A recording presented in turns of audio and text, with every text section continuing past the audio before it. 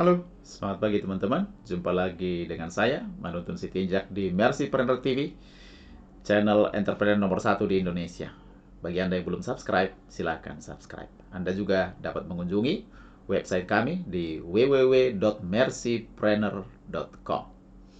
Oke, kali ini saya akan berbicara mengenai kepemimpinan di bisnis jaringan. Ya, kali ini kita sudah masuk ke chapter 10 dalam pembelajaran Mercypreneur School. Oke, mari kita simak bersama-sama teman-teman.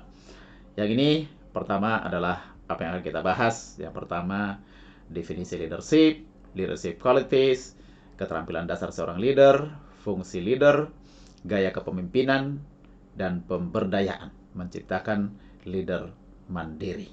Oke, kita masuk satu persatu. Definisi kepemimpinan. Leadership is influence, artinya leadership atau kepemimpinan itu adalah pengaruh, teman-teman. Jadi sejauh mana seseorang bisa memberikan pengaruh kepada orang lain, demikianlah dia mempunyai kepemimpinan. Leadership adalah kemampuan untuk mendapatkan pengikut atau follower. Jadi kalau tidak ada pengikut, tidak ada follower, berarti tidak bisa dikatakan bahwa seseorang itu adalah leader. Di bisnis multi level, hal ini sangat-sangat tepat sekali dan sangat bagus sekali dan sangat dipentingkan sekali, sangat diperlukan sekali untuk menjadi leader. Kenapa? Karena di bisnis multi level kita punya yang namanya downline, kita punya yang namanya jaringan. Maka kita harus menjadi leader untuk mengarahkan mereka untuk melakukan tugas-tugas yang akan membawa sukses bersama-sama, teman-teman ya. Jadi di bisnis jaringan, leader atau pemimpin adalah orang yang mampu membawa pengaruh kepada orang-orang yang ada di jaringannya sehingga melakukan apa yang diinginkan, ya. Tentu yang diinginkan di sini adalah apa yang mendorong kepada kesuksesan, dan filosofinya adalah sukses bersama-sama. Oke, apa saja yang menjadi leadership quality, teman-teman ya, yang menjadi kualitas seorang pemimpin ya. Yang pertama adalah proaktif ya. Proaktif itu berarti mengambil tanggung jawab ya. Mengambil tanggung jawab artinya kalau bukan saya, siapa lagi? I make it happen. Saya akan membuat ini terjadi, teman-teman. Jadi seorang leader harus proaktif. Yang kedua, harus visioner, teman-teman. Jadi harus punya visi ke depan, harus punya gambaran seperti apa masa depan yang diinginkan. Lalu berikutnya, memiliki prioritas. Seorang leader harus ada prioritas, teman-teman, hal yang utama, sehingga bisa mementingkan atau memenangkan hal-hal yang utama. Jangan sibuk dengan hal-hal yang sepele ya, tapi hal yang utama yang mendukung kepada tujuan, kepada visi. Lalu harus mempunyai disiplin diri, artinya harus dulu bisa memimpin diri sendiri, baru memimpin orang lain. Berikutnya adalah integritas, teman-teman. Integritas itu adalah kesatuan ya, kesatuan diri kita ya, sehingga apa yang kita katakan, apa yang kita pikirkan, apa yang kita lakukan itu sama ya. Jadi integritas, ada kesatuan. Orang tidak akan bingung melihat kita, tetapi gambaran atau citra diri kita itu benar-benar jelas. Itu yang disebut dengan integritas, teman-teman. Tentu integritas yang mengacu kepada apa? Yang mengacu kepada prinsip-prinsip yang benar, teman-teman ya. Lalu seorang leader juga harus menjadi problem solver, teman-teman ya. Seorang leader tidak lari dari masalah, tetapi menghadapi masalah. Dengan menghadapi masalah, dia memecahkan masalah, maka dia akan naik kelas. Seorang leader akan naik kelas dengan memecahkan masalah-masalah, teman-teman. Lalu yang berikutnya, hal yang juga tidak kalah pentingnya adalah penampilan, teman-teman ya. Cara berpakaian ya, dress for success ya. Dress for success. Jadi seorang leader itu harus kelihatan rapi, teman-teman ya. Harus kelihatan profesional ya, apalagi kita di Mercy berbicara soal bisnis. Jadi ya kita harus rapi lah ya. Jadi harus dress code-nya harus dress code bisnis gitu, teman-teman, terutama kalau di acara-acara resmi misalnya ya. Oke, apa saja keterampilan dasar yang harus dimiliki oleh leader, teman-teman ya. Nah, hal pertama, keterampilan dasar yang pertama adalah keterampilan dasar teknis, teman-teman ya, teknis. Yang kedua nanti adalah keterampilan dasar komunikasi ya. Kemudian saya akan bahas satu persatu, teman-teman. Jadi keterampilan dasar teknis itu adalah pemahaman teknis atas apa yang menjadi tugasnya. Nah, di Mercy apa yang menjadi tugas kita adalah bahwa kita bisa memahami informasi-informasi Mercy, apa saja informasi yang bernilai di Mercy, kemudian bisa menyusunnya, memformulasikannya, lalu membagikannya kepada orang lain. Apa saja itu? Ya, tentu pemahaman atas 5 pilar Mercy, product knowledge, marketing plan-nya atau sistemnya, kemudian proses bisnis ya, mulai dari membuat daftar nama, prospecting, appointment, presentasi, follow up, handling objection, membina, sampai kepada duplikasi teman-teman. Nah, ini harus benar-benar dipahami secara detail teman-teman ya, itu pemahaman teknis. Nah, yang kedua, seperti sudah sebutkan tadi adalah keterampilan dasar komunikasi. Jadi, apa yang kita pahami, apa yang kita sudah dapatkan, apa yang kita simpan di dalam memori kita, apa yang kita pahami mengenai informasi Mercy teman-teman. Nah, ini harus bisa kita komunikasikan teman-teman. Jadi, harus punya kemampuan komunikasi yang baik, yang unggul teman-teman ya. Nah, ada yang disebut dengan power triangle teman-teman. Jadi segitiga power atau segitiga kekuasaan teman-teman. Apa itu? Terdiri dari 3 hal. Yang pertama komunikasi, yang kedua rekognisi, dan yang ketiga adalah influence teman-teman. Artinya influence, pengaruh atau leadership itu dimulai dari komunikasi. Jadi membangun komunikasi yang bagus, yang baik itu sangat-sangat penting sekali. Lalu komunikasi adalah proses penyampaian informasi dari pengirim ke penerima. Jadi pengirim itu harus mengkomunikasikan, menyampaikan sedemikian rupa dan bisa ditangkap, diterima oleh penerima. Informasi harus dipahami dan juga diterima dengan baik. Apa bedanya dipahami dan diterima? Dipahami mungkin paham, mungkin mengerti, tetapi tidak diterima. Ada penolakan. Nah, jadi harus bisa diterima, bukan hanya dipahami. Nah, maka dalam hal ini faktor hubungan sangat penting. Maka seorang leader itu harus rajin membangun hubungan juga supaya komunikasinya terbangun dengan baik. Artinya orang selain memahami, tapi juga menerima, menyetujui informasi yang diterimanya, teman-teman ya. Nah, dan komunikasi itu 2 arah, teman-temannya, bukan hanya 1 arah. Jadi bukan hanya berbicara, tetapi juga kita harus sekaligus menjadi pendengar yang baik, ya. Itu keterampilan dasar komunikasi. Nah, kemudian keterampilan dasar berikutnya adalah kemampuan untuk belajar, teman-teman. Kenapa saya memasukkan ini? Karena seorang leader itu harus mengupdate diri, ya, harus terus memutakhirkan diri, jangan sampai ketinggalan zaman, ya. Jadi seorang pemimpin harus selalu belajar dan mengupdate diri sehingga tidak kadaluarsa, teman-teman. Jadi kalau ilmu yang kita miliki hanya ilmu yang lama-lama saja, yang sudah beberapa tahun atau beberapa puluh tahun yang lalu, maka itu ketinggalan zaman karena perkembangan itu terus-menerus, teman-teman. Perkembangan itu terus-menerus, maka kita harus selalu mengupgrade diri kita, ya. Teknologi misalnya terus berkembang, ya, teman-teman, ya, perubahan-perubahan yang terjadi di market dan sebagainya. Nah, itu kita harus update. Jadi kita harus mengupgrade diri. Jadi proses belajarnya bagaimana? Adalah learn, belajar, yang kedua unlearn, dan yang ketiga relearn. Nah, maksudnya apa? Learn itu belajar hal-hal baru, unlearn adalah melepaskan hal-hal yang sudah tidak update lagi, dan relearn adalah memperkuat kembali, mempelajari apa yang sudah pernah kita pelajari. Untuk apa? Untuk kita bisa terapkan di dalam organisasi kita. Yaitu apa? Organisasi kita di bisnis jaringan, teman-teman. Anda atau kita dengan downline kita tentunya yang terutama, ya. Oke. Kemudian kemampuan belajar juga menyangkut pikiran yang terbuka terhadap perubahan-perubahan dan hal-hal baru. Jadi seorang pemimpin tidak boleh kaku, tidak boleh anti perubahan, teman-teman, ya. Tidak ada yang kekal kecuali perubahan itu sendiri. Jadi seorang pemimpin harus siap berubah, bahkan harus terlibat dalam perubahan, bahkan harus memprakarsai yang namanya perubahan. Nah, kemampuan beradaptasi dengan situasi dan lingkungan, ya, dan juga teknologi sangat penting sekali. Dan teman-teman, a leader is a reader, ya, seperti beberapa kali Mr. Lex tegaskan, ya. Jadi harus rajin membaca, teman-teman. Bacalah buku-buku yang berhubungan dengan topik leadership misalnya. Baca minimal 5 buku sehingga Anda akan piawai dalam hal leadership, begitu ya.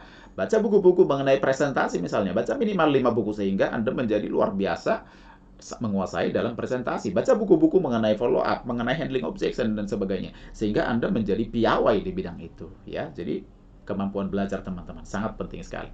Oke, itu 3 kemampuan yang harus dimiliki oleh seorang leader, teman-teman. Berikutnya kita masuk kepada fungsi leader, ya. Fungsi leader terutama di bisnis multi level itu menjadi role model, teman-teman, menjadi panutan, ya, atas apa yang diinginkan oleh downline. Jadi kita harus ada sesuatu yang lebih, kita harus ada sesuatu. Mungkin kita punya ilmu yang lebih baik, kita mempunyai perkembangan bisnis yang kelihatan lebih bagus, kemudian kita mau memberikan perhatian, kemudian kita mau membimbing misalnya. Itu adalah kelebihan-kelebihan, teman-teman, ya. Berkomunikasi dengan atentif misalnya, dengan efektif. Nah, ini juga merupakan kelebihan-kelebihan sehingga kita menjadi role model. Cara berpakaian misalnya lebih selalu rapi. Nah, ini juga merupakan hal yang pantas untuk ditiru atau diteladani, teman-teman. Itu yang pertama. Lalu yang kedua adalah apa yang Anda lakukan, ya, berbicara lebih kuat dan lebih jelas dari apa yang Anda katakan, teman-teman. Jadi, bisa saja kita bicara yang bagus-bagus, tapi kalau kita melakukan hal yang tidak baik, mereka akan lebih melihat apa yang kita lakukan, teman-teman. Nah, artinya, sebagai panutan, sebagai teladan, kita harus benar-benar menunjukkan. Nah, kita harus melakukan apa yang kita katakan, teman-teman. Hubungannya juga dengan integritas yang sudah tadi saya sebutkan, ya. Lalu, teman-teman, apalagi sebagai panutan, teman-teman, kita harus mempunyai kematangan, ya. Kematangan apa saja, bukan kematangan fisik. Kalau kematangan fisik tentu kita semua sudah matang secara biologis, ya, karena yang menjadi member Mercy itu kan 17 tahun ke atas, teman-teman, ya.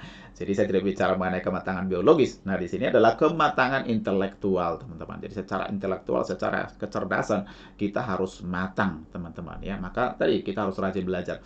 Lalu yang kedua ada kematangan emosional. Artinya harus bisa mengendalikan emosi kita, harus menjadi orang yang selalu positif. Jangan menjadi orang yang sering komplain misalnya. Jangan menjadi orang yang sering melampiaskan kemarahan, jangan, ya. Tetapi kita harus terlihat sebagai orang yang matang secara emosional dan mantap, gitu, ya. Lalu ada kematangan spiritual tentunya, teman-teman, ya. Hubungan kita dengan Yang Maha Kuasa, di mana kita bisa melihat bahwa diri kita dan juga orang-orang lain mempunyai potensi yang luar biasa. Artinya ada kekuatan yang luar biasa yang bisa membantu kita untuk mencapai setiap impian-impian ataupun keinginan-keinginan kita, atau membantu kita atau mendorong kita untuk menyelesaikan tugas-tugas yang besar, melakukan hal-hal yang besar, teman-teman, ya. Oke. Lalu, fungsi berikutnya adalah motivator, teman-teman. Sebagai motivator, ya, to motivate. Nah, jadi hal penting adalah kita harus bisa dulu menggali motif kenapa seseorang itu bergabung di Mercy. Apa yang menjadi motivasinya, ya. Nah, apa hal-hal yang mungkin dia ingin capai yang belum tercapai dan bisa dicapai melalui Mercy. Nah, ini mesti kita gali, teman-teman, ya, sebagai motivator. Jadi motifnya kita harus tahu, ya. Nah, jadi tanyakan member-member Anda satu persatu apa yang menjadi keinginannya dan impian mereka yang belum terwujud dan bisa diwujudkan melalui Mercy, ya.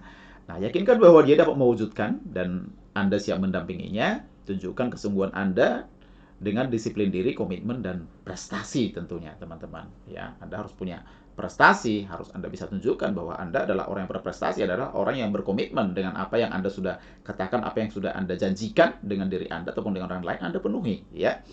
Contohnya misalnya, ya, Anda bangun lebih pagi, Anda di grup pagi-pagi sudah memberikan komentar, misalnya Anda menepati janji dengan downline Anda, dengan orang-orang yang Anda prospek, yang sedang Anda follow up, dan sebagainya, teman-teman, ya. Lalu, berikanlah pujian dan rekognisi atas setiap kemajuan, walau kemajuan itu kecil. Katakan, Anda bisa lebih hebat dari saya. Nah, ini salah satu cara untuk memotivasi teman-teman, ya. Dan sesungguhnya, ayo, kita sebagai leader harus rela, harus mau mendorong downline-downline kita untuk jauh lebih hebat dari kita. Itu yang kita inginkan. Kalau downline kita semuanya sudah lebih hebat dari kita, nah, kita kan tentu mempunyai tugas lebih ringan dan hasilnya pastinya lebih besar, teman-teman, ya. Bukankah itu impian kita, ya?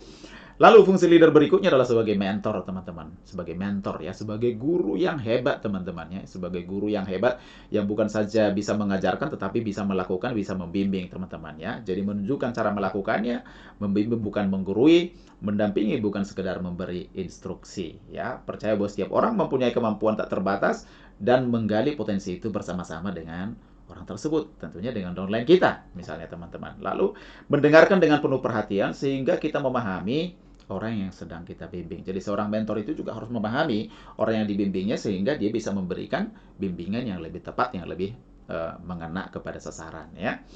Oke. Itu mengenai fungsi daripada leader. Lalu gaya kepemimpinan, teman-teman. Gaya kepemimpinan yang paling cocok di bisnis jaringan tentunya adalah gaya kepemimpinan yang mengacu kepada apa? Kepada sifat-sifat dasar manusia itu sendiri, ya. Jadi ini kita tidak kerja misalnya seperti perusahaan di mana kita bisa nyuruh-nyuruh bawahan kita, ya, tidak. Atau kita juga bukan di organisasi militer misalnya, ya, memberikan instruksi pokoknya bawahan kita harus melakukan. Tidak, teman-teman, ya. Tetapi ini lebih manusiawi, sangat manusiawi, teman-teman, karena downline kita itu adalah mitra kita, bukan bawahan kita, teman-teman, ya. Maka gaya kepemimpinan yang cocok tentunya adalah gaya yang mengacu pada prinsip-prinsip kemanusiaan itu sendiri, teman-teman. Ya, yang pertama, teman-teman, ya, seorang pemimpin di sini harus terus belajar, harus terus mengupgrade diri sehingga dia pantas untuk ditiru sama orang lain. Yang kedua, berorientasi pada pelayanan, ya, bahwa kita melakukan tugas kita di Mercy adalah dalam rangka melayani jaringan-jaringan kita. Maka kita harus rela untuk memberikan pelayanan itu, teman-teman. Harus dengan setulus hati untuk membantu mereka. Lalu selalu memancarkan energi positif, teman-teman, ya. Energi positif, ya, ceria, memotivasi, ya. Jangan marah-marah, jangan cemberut, teman-teman, ya. Itu negatif, ya. Jadi tapi kita harus ceria, harus memotivasi, ya, harus memberikan dorongan, teman-teman. Itu energi positif. Mempercayai orang lain, ya, mempercayai orang lain, jangan mencurigainya, jangan berpikir negatif tentang orang lain. Lalu hidup seimbang, ya, humoris, tidak terlalu serius, tidak reaktif berlebihan kalau terjadi masalah. Kemudian melihat hidup sebagai suatu petualangan, teman-teman, ya. Melihat hidup sebagai suatu petualangan. Jadi setiap hari itu petualangan, setiap hari yang baru. Member-member kita walaupun member lama, kita lihat mereka sebagai member baru, sebagai pribadi yang baru, di mana hari ini akan terjadi perubahan yang luar biasa, gitu, teman-teman, ya. Itu. Nah, lalu sinergistik, teman-teman, ya, mewujudkan sinergi artinya antara kita dengan downline kita bersinergi sedemikian rupa sehingga bisa menghasilkan hal-hal yang lebih besar, teman-teman. Jadi dalam sinergi itu 1 tambah 1 bukan lagi 2, tetapi bisa 7, bisa 8, bisa 100. Tergantung bagaimana sinergi itu terjadi, teman-teman, ya. Lalu berlatih untuk memperbaiki diri, teman-teman, ya. Sehingga seluruh aspek dari kemanusiaan kita itu bisa berkembang, aspek kehidupan kita terutama dalam hal ini dalam 4 hal, ya. Fisik, mental, emosi, dan juga spiritual, teman-teman, ya. Oke. Nah, itu gaya kepemimpinannya. Lalu kita masuk kepada apa? Pemberdayaan, ya. Walaupun kita nanti akan belajar lebih banyak lagi dalam sesi duplikasi, teman-teman, ya. Nah, di sini saya akan singgung bagaimana kita menciptakan leader yang mandiri. Yang pertama yang harus kita lakukan supaya mandiri tentu adalah kita percaya bahwa setiap orang punya potensi dan setiap orang bisa sukses. Jadi downline kita harus percaya, ya. Jangan kita melihat hanya luarnya saja, oh ini kayaknya nggak bisa sukses. Jadi jangan buru-buru menghakimi atau menjudge, teman-teman, ya. Jadi percaya bahwa setiap orang itu punya kemampuan yang luar biasa, ya. Lepas dari apa jenis kelaminnya, apa latar belakangnya, berapa usianya, semua punya potensi yang luar biasa, teman-teman. Itu dulu yang harus kita pegang, ya, prinsip itu. Lalu yang kedua, ikutkan dalam setiap proses belajar dan training, ya. Dorong downline Anda untuk ikut setiap proses pembelajaran dan training, termasuk pembelajaran digital seperti ini. Lalu mulai dari proses sederhana, perlihatkan, melakukan bersama, dan supervisi. Maksudnya begini, kalau Anda punya downline yang baru misalnya, kemudian mau presentasi, ajak dia untuk melihat, ya. Kemudian yang kedua, lakukan tugas ini bersama-sama, ya. Sebagian Anda melakukan, sebagian Anda melakukan. Kemudian yang ketiga, Anda mensupervisi, dia yang melakukan, ya. Demikianlah dia akan terdorong untuk mengambil tanggung jawab dan kemampuannya bisa terasah, teman-teman. Nah, berikanlah tugas-tugas, ya, dan juga deadline-nya, ya. Kemudian monitor, ya. Tugas misalkan membuat daftar nama, kapan selesai, monitor. Follow up, kapan akan selesai dilakukan, monitor, gitu, teman-teman, ya. Sehingga Anda bisa melihat bagaimana perkembangannya dan Anda bisa coach dia untuk lebih baik dan lebih baik lagi tentunya. Nah, berikan pujian dan rekognisi pada setiap pencapaian sekecil apapun itu, teman-teman, sehingga dia mempunyai rasa percaya diri. Orang kalau sudah punya rasa percaya diri, dia sudah mendapatkan rasa percaya diri, maka dia akan menjadi orang yang berbeda, teman-teman. Masa depannya akan berubah. Maka kita sebagai leader harus mendorong member kita untuk selalu membangun kepercayaan diri. Sebenarnya kepercayaan dirinya yang menjadi masalah. Misalnya kenapa? Karena pengalaman mereka di masa lalu, mungkin karena kegagalan mereka, sehingga mereka menjadi kurang percaya diri, teman-teman, ya. Oke, kemudian problem solving, teman-teman, ya. Jadi dalam setiap perjalanan kita dalam hidup ini, terutama khususnya dalam menjalankan bisnis ini, maksud saya, itu selalu ada problem tentunya. Problem misalnya perkembangan jaringan tidak terlalu pesat, misalnya, ya. Kemudian dalam kita melakukan prospek misalnya banyak penolakan dan sebagainya. Ini kan semua masalah. Nah, masalah itu harus dihadapi, ya. Maka libatkan mereka dalam memecahkan masalah, identifikasi masalahnya di mana, ya. Apakah misalkan kurang disiplin diri kah yang menyebabkan sehingga lambat perkembangan jaringannya, misalnya. Temukan apa yang menjadi penyebabnya dan improve. Jadi harus selalu seperti itu, ya. Identify, find root cause and improve. Jadi identify, analyze, dan improve. Itu harus kita lakukan sehingga akan ada pertumbuhan, ya, pertumbuhan setiap hari dan secara terus-menerus, continuous improvement, teman-teman, ya. Oke, itulah yang bisa saya sampaikan, teman-teman, mengenai leadership atau kepemimpinan di bisnis jaringan. Terima kasih untuk perhatian Anda. Saya Manuntur Sitinjak, mentor dan founder Mercypreneur. Ya, Anda bisa juga melihat website kami di www.mercypreneur.com.